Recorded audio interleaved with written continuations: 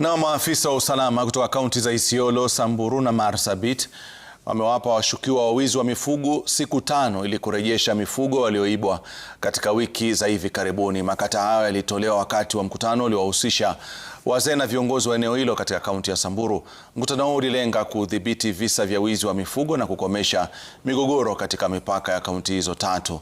Muyanga Mudhama anaarifu zaidi. Siku 5. Huu ndio muda ambao maafisa wa usalama wamewapa walio na mifugo walioibiwa katika siku za hivi karibuni kuregesha, la sivyo wakabiliwe.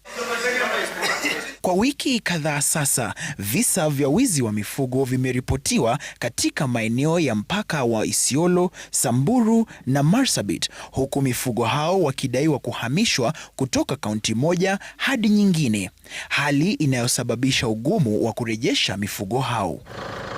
Kamati za usalama za kaunti hizo 3 zilikutana na wazee pamoja na viongozi huko Archers Post katika juhudi za kukomesha wizi wa mifugo, ulipizaji kisasi na kupotea kwa maisha. Baada ya siku 5 itabidi sasa operation ifanyike ili kwanza haya mifugo ambayo yaliibiwa yaweze kuregeshwa. Wale walipoteza mifugo yao tutawaregeshea. Aswa tuko na wale ambao walipoteza ngamia takriban 65. Tuko na wale walipoteza mbuzi takriban 1000, na tunahakikishia kwamba tutafanya juu chini kwa kushikana na wazee, kwa kushikana na viongozi, tuhakikishe kwamba yamerejeshwa. Kiangazi kinachoendelea kimewalazimu wafugaji kutoka kaunti hizo 3 kuelekea maeneo ya pamoja ya malisho na maji, hali ambayo imeibua mvutano. Baadhi ya mifugo walioibiwa tayari wamefuatiliwa na maeneo wanakodhaniwa kufichwa yametambuliwa. Katika ile harakati watu kufuatilia, tumepata fununu mahali simewekwa. Na leo ni mkutano ambaye tumejadiliana kujua idadi ambaye tuliambiwa na wenye mali, na pia kupata information ama taarifa kutoka kwa watu mahali simeingia.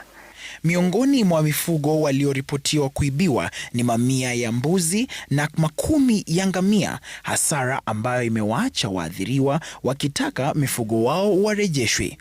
Maafisa wa usalama wanawataka wakazi waliopoteza mifugo au wapendwa wao kukoma kuchukua sheria mkononi mwao.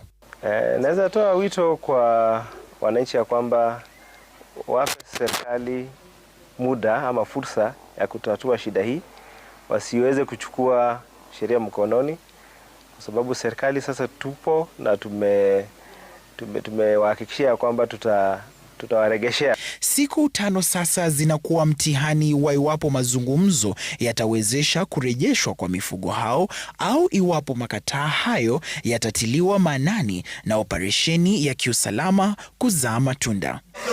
Muyanga Mudhama nikiripotia runinga ya Citizen, Nairobi.